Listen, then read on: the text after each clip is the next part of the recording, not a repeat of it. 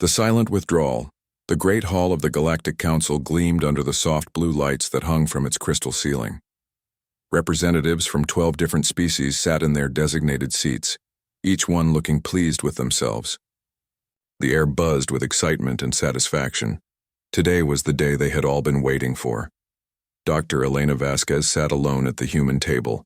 Her dark hair was pulled back in a simple bun, and her brown eyes stayed calm as she watched the proceedings. She wore the standard diplomatic uniform of Earth, a simple blue jacket with silver trim.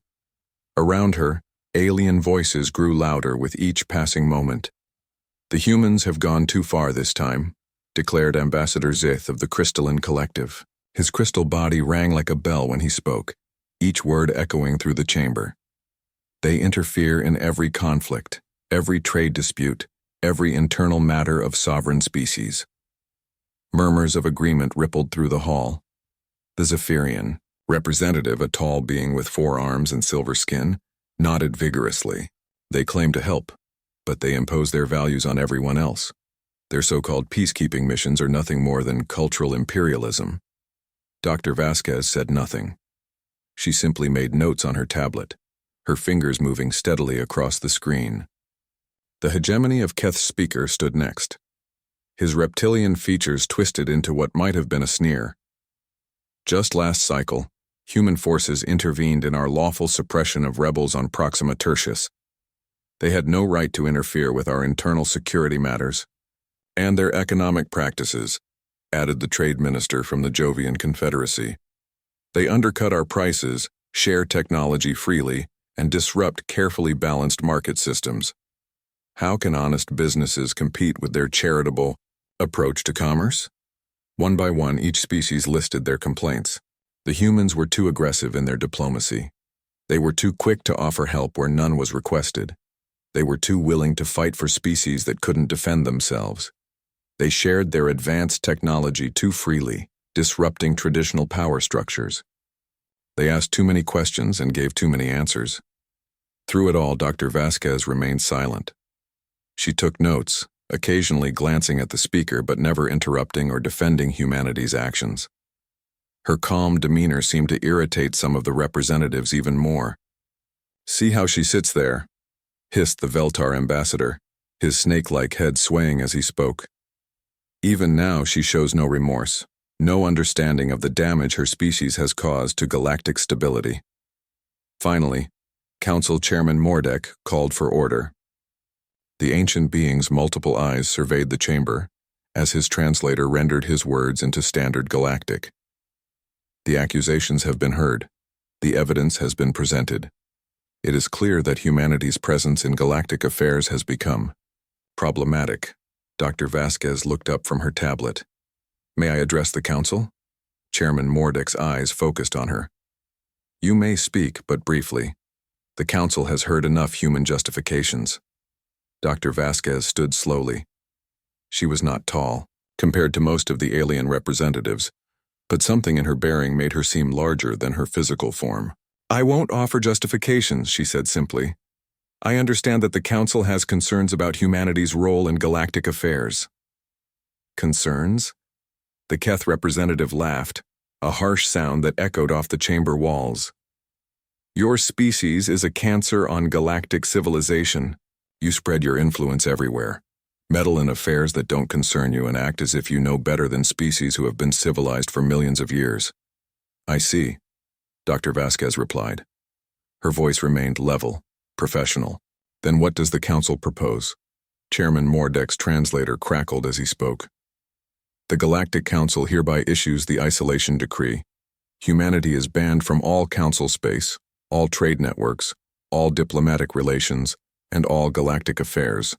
You have 72 standard hours to withdraw from all systems under council jurisdiction." The chamber erupted in cheers. Representatives clapped, whistled, or made whatever celebratory sounds their species preferred. The Crystalline Collective's representative rang like a symphony of bells. The Zephyrian's silver skin literally glowed with pleasure. Dr. Vasquez waited for the noise to die down. When silence returned, she gathered her materials with deliberate care. Her tablet went into her briefcase. Her papers were stacked neatly and tucked away. Her pen was capped and placed in its holder. She stood and looked around the chamber one final time. Every eye was on her, waiting to see how humanity would react to this ultimate rejection. Would she plead? Would she argue? Would she threaten? Instead, Dr. Vasquez simply nodded once to Chairman Mordek. So be it then. 4 words. That was humanity's entire response to being cast out of galactic civilization. She walked toward the exit, her footsteps echoing in the suddenly quiet chamber. No one spoke as she reached the great doors. No one moved as she paused at the threshold. For just a moment she turned back. Her gaze swept across the assembled representatives one last time. Then she was gone, the doors closing behind her with a soft hiss. The celebration resumed almost immediately. Representatives congratulated each other on finally solving the human problem. Trade agreements were discussed. Military cooperation was planned. The future looked bright without humanity's constant interference. None of them noticed the strange expression that had crossed Dr. Vasquez's face in that final moment. It wasn't anger or sadness or fear. It was something far more unsettling. It was pity. Within hours, human diplomatic stations across the galaxy began shutting down. The process was eerily efficient and completely silent. Human ambassadors packed their belongings, deleted their files, and departed without saying goodbye to colleagues they had worked with for decades. Trade centers run by human corporations closed their doors. Research facilities shared by human and alien scientists went dark. Peacekeeping bases that had maintained stability in dozens of systems powered down their equipment and launched their personnel into space. The most unsettling part was the complete lack of protest. Other species had expected angry messages, desperate appeals, maybe even threats of military action. Instead, there was only silence. Humans answered no communications, responded to no queries, and offered no explanations. They simply left. Ships departed from every human facility in council space. Cargo vessels loaded with equipment and supplies. Passenger transports filled with diplomats, scientists, and support staff. Military vessels that had patrolled dangerous regions for decades recalled their crews and vanished into deep space. By the end of the 72-hour deadline, not a single official human presence remained in council territory. The exodus was complete, total, and absolutely silent. In the days that followed, some council members began to feel uneasy about the strange quietness of humanity's departure. They had expected drama, but instead got efficiency. They had wanted acknowledgement of wrongdoing, but received only compliance. It's actually rather disturbing, admitted the Jovian trade minister to his assistant. I expected them to at least try to argue their case. But the majority of the council was satisfied. The human problem had been solved. Galactic civilization could now develop naturally, without interference from the aggressive, unpredictable species that had caused so much trouble. They would learn soon enough how wrong they were. The galaxy without humanity was about to become a very different place, and not in ways any of them had imagined. The silence that had followed humanity's departure was not submission. It was preparation. The real story was just beginning. The unraveling begins 6 months had passed since the great celebration in the Galactic Council chambers. The representatives who had cheered humanity's expulsion were discovering that victory tasted different than they had expected. Trade Minister Valchin of the Zephyrian Federation stared at the quarterly profit reports displayed on his holographic screen. The numbers made no sense. Profits were down 30% across all major trade routes. Supply chains that had run smoothly for decades were now plagued with delays and inefficiencies. "Explain this to me again," he said to his assistant, a younger Zephyrian whose silver skin had dulled with stress. "Sir, it appears that humans were involved in far more of our operations than we realized. They provided logistics software for our shipping networks. Their mathematicians designed our route optimization algorithms. Even our inventory management systems were built on human-developed frameworks." Valchin's forearms gestured in frustration. But they were just silent partners, minor contributors. How could their absence cause such problems? His assistant pulled up another display. "That's what we thought, sir. But when we examined the systems more closely, we found human innovations everywhere. The efficiency improvements we thought were our own discoveries were actually based on human research they shared freely years ago. Similar conversations were happening across the galaxy. In the crystal cities of the collective, communication networks were failing with increasing frequency. The beautiful singing towers that carried messages between worlds had fallen silent one by one. Engineer Resonance of Truth examined the quantum relay station floating in the void between two star systems. The massive structure was dark, its crystalline components no longer humming with power. "The harmonic frequencies are completely wrong," she chimed to her repair crew. "The resonance patterns that maintained stable connections have degraded beyond our ability to restore them." Her subordinate's crystal body flickered with confusion. "But we built these stations ourselves using our own technology." "That's what we believed," Resonance of Truth replied. "But look at these diagnostic readings. The core stabilization algorithms were modified by human engineers during routine maintenance visits. They never told us what they were doing. They just quietly improved our systems when we weren't paying attention." The repair crew examined the station's memory banks, finding hundreds of small modifications made over the years. Each change was tiny, almost unnoticeable. But together, they had transformed a basic communication relay into something far more sophisticated and reliable. Without the humans to maintain these improvements, the stations were reverting to their original, much less capable state. The galaxy's communication network was slowly crumbling. But the most disturbing changes were happening in the darker corners of space. Pirates who had been mere nuisances for decades suddenly became major threats. Their attacks increased by 400% along routes that had once been considered safe. Captain Thekmore of the merchant vessel, Silverwind, sent out a desperate distress call as pirate ships surrounded his cargo hauler. "This is insane," he transmitted to anyone listening. "There are 12 pirate vessels in this system alone. I've never seen anything like it." The response came from a Jovian patrol ship. "Sorry, Silverwind. We're tracking similar reports from 7 other systems. Whatever was keeping the pirates in check before is gone." What neither ship realized was that human vessels had been conducting quiet anti-piracy operations for years. They never announced their presence or claimed credit for their work. They simply appeared when pirates gathered in large numbers, scattered the criminal fleets, and disappeared back into deep space. The pirates hadn't become more numerous or more bold. They had simply lost their most effective predator. On the industrial world of Proxima Tertius, the hegemony of Keth faced an even more serious problem. The slave population had risen in open revolt, and the rebellion was spreading faster than anyone thought possible. General Essa Qatar stood in his command center, watching reports flood in from across the planet. "How did they get weapons?" he hissed. "How did they coordinate across continents without us detecting their communications?" His intelligence officer, a smaller reptilian with nervous gestures, brought up tactical displays. "Sir, we're finding weapons caches that have been hidden for years. The rebels knew exactly where to find them when the uprising began. Someone has been preparing for this for a long time." "Who?" "Our security forces monitored all rebel activity. We crushed every resistance cell we found. That's just it, sir. We did crush every cell we found. But apparently there were others we never detected. The rebel leaders are using tactics and equipment that suggest extensive training and support from outside sources." General Skatar's scales darkened with anger. "The humans. They were supporting the rebels all along, weren't they?" The intelligence officer nodded reluctantly. "It appears so, sir.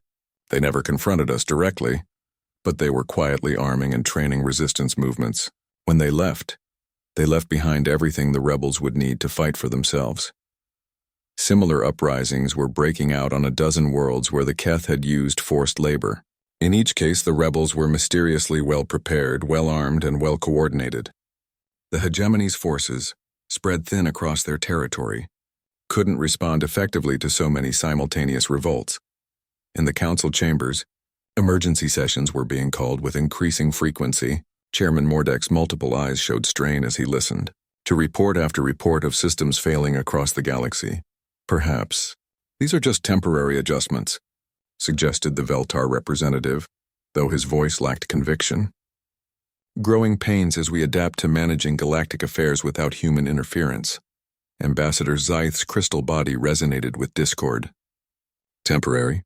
Our communication network has lost 40% of its capacity. Trade routes that have operated for centuries are becoming too dangerous to travel. This is not a temporary adjustment. This is systematic collapse. The Jovian trade minister stood, his expression grim. I hate to admit this, but we may have underestimated humanity's role in maintaining galactic stability. They weren't just participants in our civilization. They were supporting it in ways we never realized. Nonsense, snapped the Keth representative. They were interfering with sovereign governments and disrupting natural economic processes. The current difficulties are simply the price of freedom from their meddling. But privately, even he was beginning to have doubts. 3 major Keth worlds were in open rebellion, and his military was struggling to maintain order. The weapons and tactics the rebels were using were far too sophisticated for indigenous resistance movements. As the months passed, the problems multiplied. Scientific research projects that had relied on human contributions ground to a halt. Medical treatments developed jointly with human doctors became unavailable when the procedures proved too complex for other species to replicate alone. Even simple things like stellar navigation became more difficult when human-designed software upgrades were no longer maintained. The galaxy was learning a hard lesson about interdependence. The humans hadn't been conquerors or bullies despite what the Council had believed. They had been partners, contributors, and problem-solvers. Their quiet competence had kept civilization running smoothly, in ways that no one fully appreciated until it was gone, but it was too late for second thoughts. Messages sent to human space went unanswered. Long-range sensors detected human ships and colonies in distant sectors, but they showed no interest in returning to Council territory. Humanity had vanished from galactic civilization as completely as if they had never existed. The Council members who had cheered their departure were beginning to realize that they had made a terrible mistake. But pride prevented most of them from admitting it even to themselves. After all, how could advanced civilizations that had existed for millions of years have become dependent on a species that had only reached space a few centuries ago? The idea was absurd, unthinkable. The evidence suggested otherwise, but the evidence was becoming too uncomfortable to face. Soon they would have no choice but to confront the truth about what they had lost. But by then it would be far too late to undo the damage they had caused, both to the galaxy and to themselves. The darkness spreads. 2 years had passed since humanity's silent departure, and the galaxy was learning what true terror looked like. The first reports came from the outer rim systems, mining colonies that had gone dark without warning. Their last transmissions cut off mid-sentence. Search and rescue teams found empty space where thriving worlds had once orbited their stars. No debris, no survivors. Just silence. Dr. Yilnith of the Crystalline Collective studied the sensor readings from her research vessel as it approached the former location of mining station Gamma 7. Her crystal body flickered with confusion as she tried to make sense of the data. There should be a station here, she chimed to her crew. A station, 3 automated refineries, and a small moon that served as a storage depot. Her science officers' harmonics were filled with fear. Doctor, according to our instruments, there's nothing here but empty space. The gravitational readings suggest that significant mass was recently present in this system, but now it's gone. Dr. Yilnith finished. Completely gone. She was about to order a more detailed scan when her communications officer's voice rang with panic. Doctor, I'm detecting massive energy signatures approaching from dark space. Multiple contacts moving at impossible speeds. The view screen lit up with the most horrifying sight any of them had ever witnessed. Ships, if they could be called ships, emerged from the blackness between stars. They were alive. Massive organic structures that pulsed with bioluminescent patterns. Each one was the size of a small moon, with surfaces covered in what looked like feeding tentacles and sensor organs. The Void Swarm, Dr. Yilnith whispered. Every spacefaring species had heard the legends, but most believed them to be myths. Ancient stories spoke of creatures that lived in the empty spaces between galaxies, feeding on worlds and growing stronger with each meal. The lead creature's tentacles writhed as it examined the research vessel. Dr. Yilnith could feel its attention like a weight pressing down on her thoughts. Then impossibly it spoke directly into her mind. Small crystal singers, the voice was like the sound of dying stars. You taste of fear and confusion. Where are the war makers? Where are the ones who burn with fierce light? I don't understand. Dr. Yilnith managed to transmit back. The humans. The creature's mental voice grew stronger, more insistent. Where are the humans? We have waited long for them to weaken, but they have vanished. The galaxy tastes different now. Empty. Defenseless. Before Dr. Yilnith could respond, her ship's engines activated on their own. The vessel was pulled into the creature's massive form, and her last transmission was a desperate warning. Tell the Council. Tell them the swarm has come, and they're looking for humans. The message reached Council space 3 days later, but by then, 12 systems had been consumed. The void swarm moved through inhabited space like a plague, each creature growing larger as it fed on planets, moons, and space stations. Emergency sessions were called as panic spread through the galactic government. Chairman Mordek's multiple eyes were dim with exhaustion as he reviewed the latest casualty reports. How many confirmed losses? He asked his aide. 43 systems in the past month, sir. The swarm doesn't just destroy, it consumes everything. Planets, moons, asteroids, even the star systems themselves are somehow being drained of energy. In the military command center, Admiral Zektos of the Jovian Defense Fleet studied tactical displays showing the swarm's movement patterns. His subordinates watched nervously as he traced the creature's paths with one finger. They're not moving randomly, he announced. Each group is following specific routes, consuming systems in a calculated pattern. This isn't mindless feeding, it's strategic harvesting. Sir, his intelligence officer interrupted. We've received reports from survivors that the creatures are asking questions about humans. They seem to be searching for something. Admiral Zektos felt a chill run down his spine. What kind of questions? They want to know where humans went. Some survivors report that the creatures seem disappointed when they don't find humans in the systems they attack, as if they were expecting resistance that never came. The galactic military response was a disaster from the start. The combined fleets of 12 species launched coordinated attacks on the Void Swarm, using their most advanced weapons and tactics. The results were catastrophic. The creatures adapted to every strategy within hours of encountering it. Energy weapons that worked initially became useless after the first few battles. Kinetic attacks that damaged one creature proved ineffective against the next. The swarm learned faster than any military force could adjust. Worse, the creatures seemed to grow stronger with each victory. Ships and crews that were consumed became part of the swarm itself, their knowledge and capabilities absorbed into the collective entity. Captain Veltar of the cruiser Righteous Fury watched in horror as his entire battle group was systematically destroyed. His final log entry, recorded as his ship was being pulled into a creature's feeding tentacles, captured the desperation of the moment. Day 12 of the offensive. We've lost 80% of our fleet.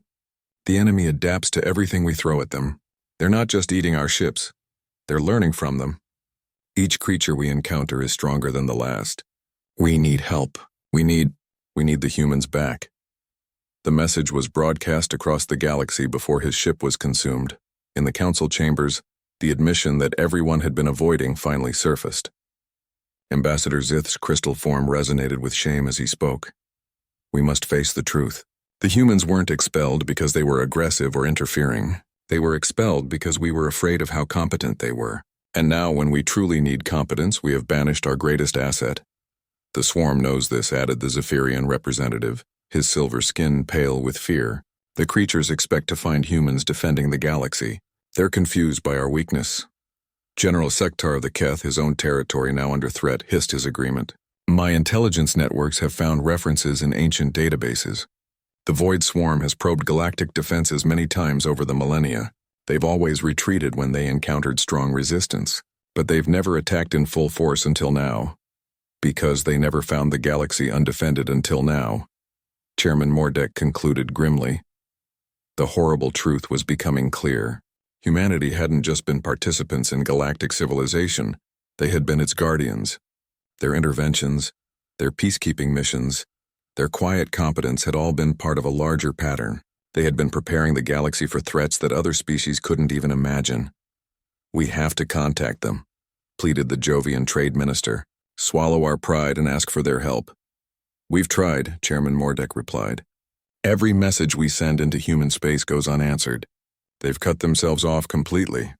Then we send delegations, ships carrying representatives who can negotiate face to face. With what authority? We expelled them from galactic civilization. We told them their presence was unwanted. Why should they listen to us now?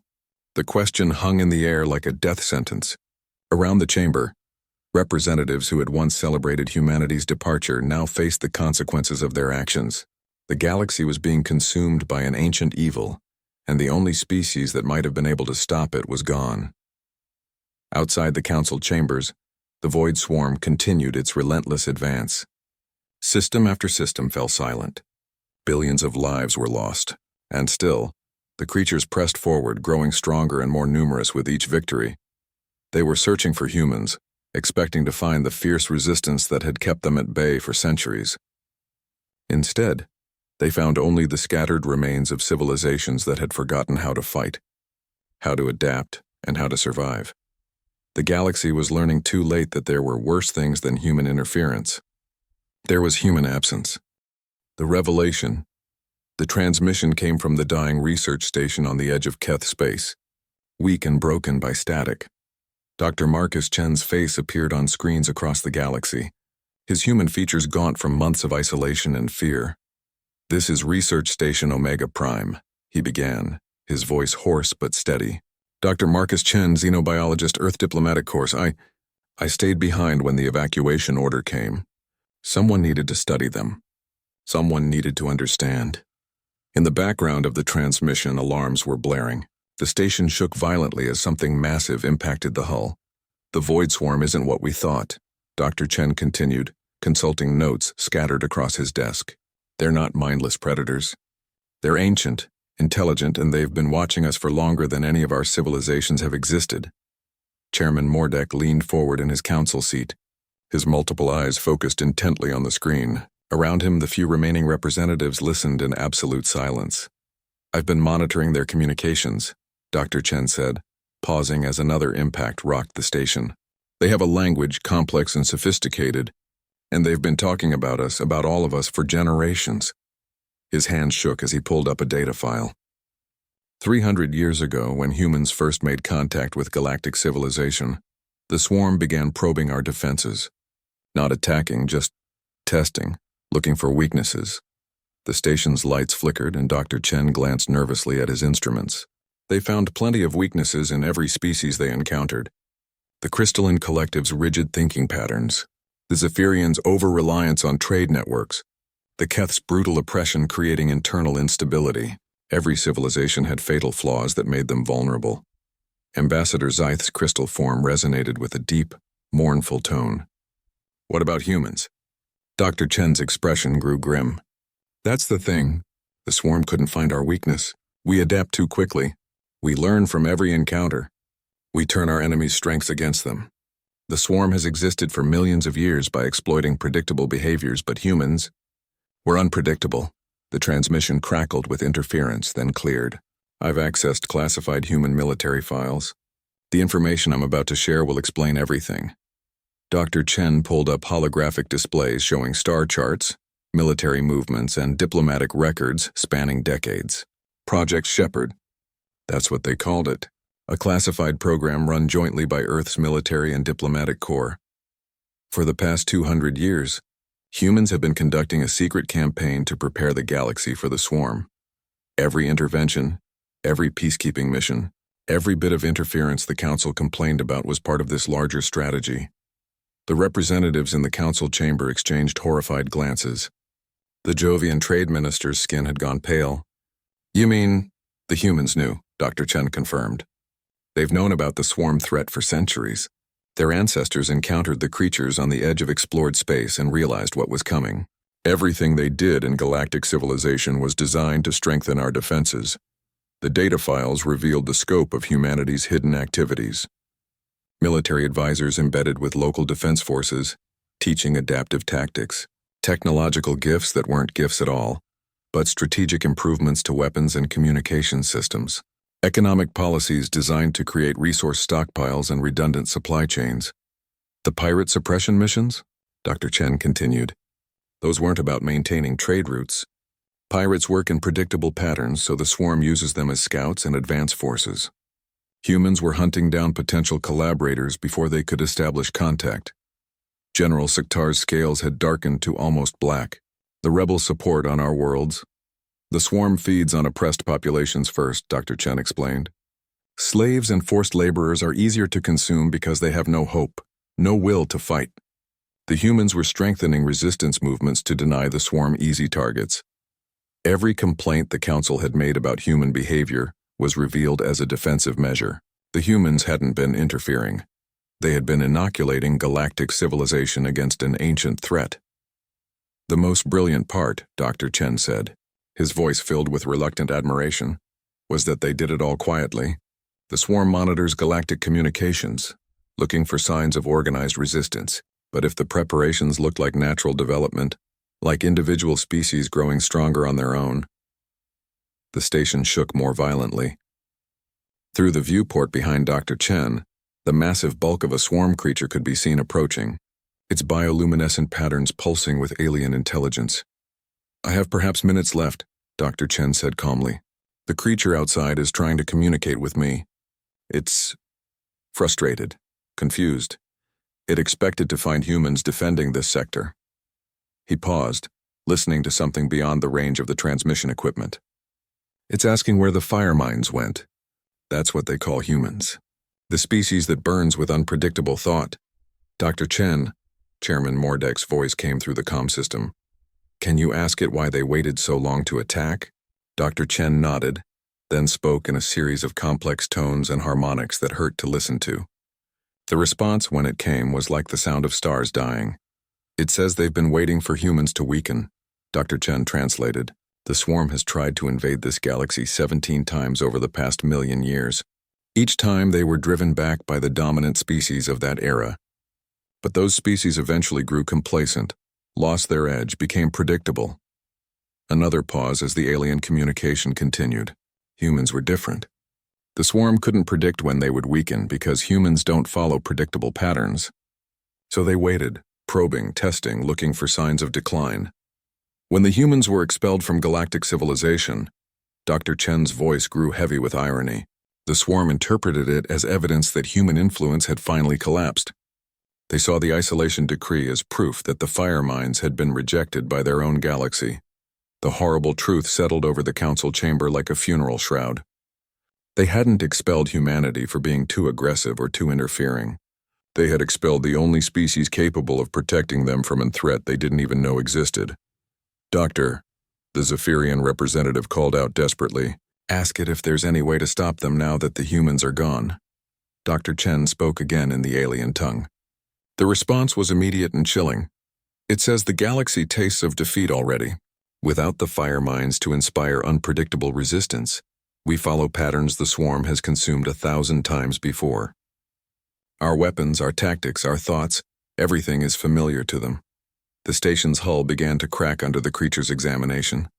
Dr. Chen gathered his final notes, his hands steady despite the approaching end. "There's more data here," he said, uploading files to the Galactic Communication Network. "Military protocols, defense strategies, technological specifications. Everything the humans developed to fight the swarm. It won't be enough without them to implement it. But maybe." The transmission cut off as the station's power failed. Dr. Marcus Chen, the last human in council space, was gone, but his final gift remained. The complete files of Project Shepherd, revealing 2 centuries of human preparation for a war the rest of the galaxy never knew was coming. As the representative studied the data, one fact became unavoidably clear. Humanity hadn't just been part of galactic civilization. They had been its secret protectors, sacrificing their own reputation and relationships to prepare for a threat that other species couldn't imagine. And now, when that threat had finally arrived, the protectors were gone. The galaxy had expelled its guardians and doomed itself in a single, catastrophic act of pride and fear. The only question now was whether it was too late to undo the damage they had caused. The price of pride. 5 years had passed since the Galactic Council voted to expel humanity from civilized space. 5 years since Dr. Elena Vasquez had spoken those 4 prophetic words. So be it, then. The galaxy that remained was unrecognizable. Half of all inhabited systems had fallen to the void swarm. The creatures moved through space like a living plague, consuming entire worlds and growing stronger with each victory. What remained of galactic civilization, huddled in fortified systems, their populations living in constant terror of the next attack. The crystalline collective had been reduced to 7 worlds, their beautiful singing towers silent and dark. The Zephyrian Federation existed only in heavily defended core systems, their vast trade network shattered beyond repair. The hegemony of Keth controlled just 3 systems, spending most of their resources suppressing rebellions that the swarm fed upon like parasites.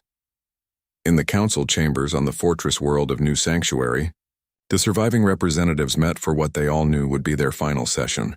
The once grand hall was now a cramped bunker deep underground, its crystal walls replaced with military-grade armor plating. Chairman Mordek's multiple eyes were dim with age and despair. Around him sat the few delegates who remained alive, perhaps 30 beings representing the scattered remnants of what had once been a thriving galactic civilization. The swarm has reached the Jovian core systems, reported Admiral Zektos, his uniform bearing the scars of countless desperate battles. We estimate 3 weeks before they break through our final defensive line. Ambassador Zith's crystal form had lost its natural resonance, producing only dull, lifeless tones when he spoke. The evacuation fleets are ready, but where can we evacuate to? Every system in Council space is either consumed or under attack. The Outer Rim colonies have gone silent, added the Zephyrian representative, her silver skin tarnished with stress. We have to assume they've been taken as well. The meeting was interrupted by a communications officer, a young Keth whose scales trembled with excitement. Sir, we're receiving a transmission from the edge of the system. It's a human ship. Every head in the chamber turned toward him. After 5 years of absolute silence from human space, the impossibility of the statement took a moment to register. A human ship? Chairman Mordek's voice was barely a whisper. Are you certain? Yes, sir. They're requesting permission to dock with the station. They say they have a diplomatic delegation aboard. The council chamber erupted in chaos. Some representatives demanded immediate communication. Others urged caution, fearing a trap. A few simply wept with relief at the possibility of salvation. Chairman Mordek raised his hand for silence. Grant them permission to dock. After what we've learned about Project Shepherd, we owe them at least the courtesy of listening. An hour later, the delegation entered the chamber. 3 humans in simple diplomatic uniforms, led by a middle-aged woman with graying hair and calm brown eyes. The representatives fell silent as they recognized her. Dr. Elena Vasquez looked exactly as she had 5 years earlier, though perhaps more tired. She walked to the center of the chamber with the same quiet dignity she had shown on the day of her expulsion. Honorable representatives, she began, her voice carrying clearly through the underground bunker. I bring greetings from the Human Colonial Administration. Chairman Mordek struggled to find his voice. Dr. Vasquez, we didn't expect... You didn't expect us to return, she finished. I understand. After all, you made it very clear that humanity's presence was unwanted in galactic affairs. The silence that followed was deafening. Finally, Ambassador Zith's crystal form produced a low, mournful chime. We know about Project Shepherd. Dr. Chen's transmission revealed everything before the end. Dr. Vasquez nodded sadly. Marcus was a good man. He didn't have to stay behind, but he believed the galaxy deserved to know the truth. Why? The question came from General Siktar, his reptilian features twisted with anguish. Why didn't you tell us about the swarm threat? Why did you let us expel you? Dr. Vasquez considered the question carefully. Would you have believed us? If we had stood before this council 5 years ago and warned you about an ancient evil from dark space, would you have listened? Or would you have dismissed it as another example of human fear-mongering and interference? The uncomfortable silence that followed was answer enough. Besides, Dr. Vasquez continued, Project Shepherd was never about making ourselves indispensable. It was about preparing the galaxy to defend itself. We hoped that when the time came, you would be strong enough to stand together against the threat. But we weren't, whispered the Jovian trade minister. Without you, we fell apart.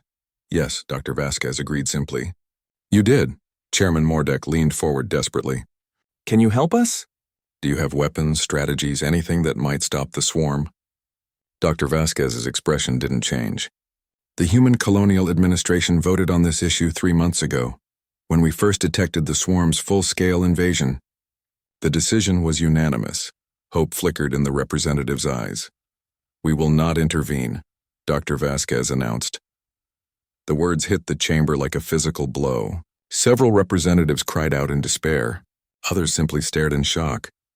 You can't be serious, General Escatar snarled.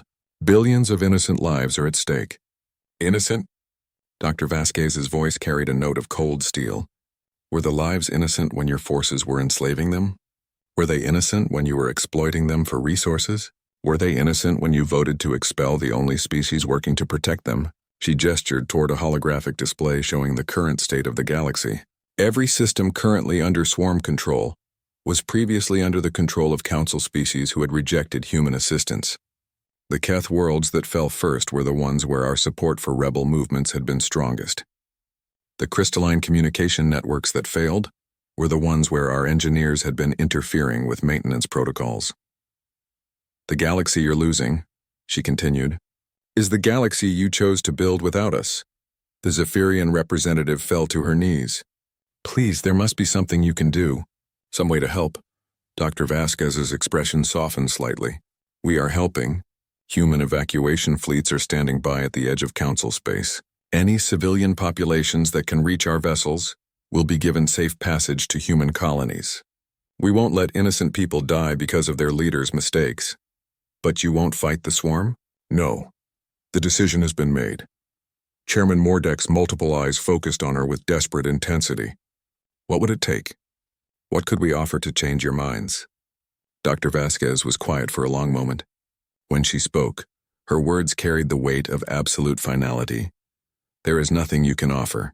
5 years ago, this council decided that humanity's presence in galactic affairs was unwanted. We respected that decision. We withdrew completely as requested. We built new homes in unexplored space. We developed new technologies. We formed new alliances with species who hadn't rejected our help. She paused, looking around the chamber at the desperate faces surrounding her. The human colonies are thriving. Our population has doubled. Our technology has advanced beyond anything we achieved while we were focused on protecting the galaxy. Our explorers have discovered wonders that you will never see. We have built something beautiful and strong in the depths of space. And we did it all without you, she added, softly. The truth of humanity's success was visible in the confident bearing of the 3 delegates. They weren't desperate survivors clinging to the remnants of a fallen civilization. They were representatives of a thriving society that had moved beyond the need for galactic civilization. We hoped you would find what you were looking for in our absence, Dr. Vasquez concluded. We hoped you would create something better than what existed before. Instead, you created something worse. She turned to leave, then paused at the chamber's entrance. Our evacuation fleets will remain at the edge of your space for 72 hours. Any civilians who wish to start new lives in human space are welcome. After that, we will withdraw to our own territory and seal our borders permanently.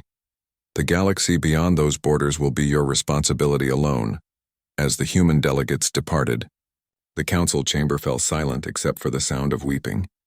They had sought to rid themselves of human interference, and they had succeeded beyond their wildest dreams.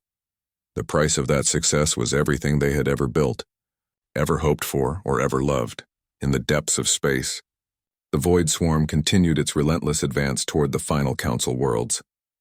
The creatures had grown strong, feeding on a galaxy that had forgotten how to adapt, how to fight, and how to survive. Meanwhile, in the distant colonies of human space, children played under alien suns while their parents built cities that gleamed with technologies the Council would never understand. They had learned the hardest lesson of all. Sometimes the greatest strength comes from walking away from those who don't value what you offer. The galaxy had made its choice. Now it would live with the consequences for whatever time remained.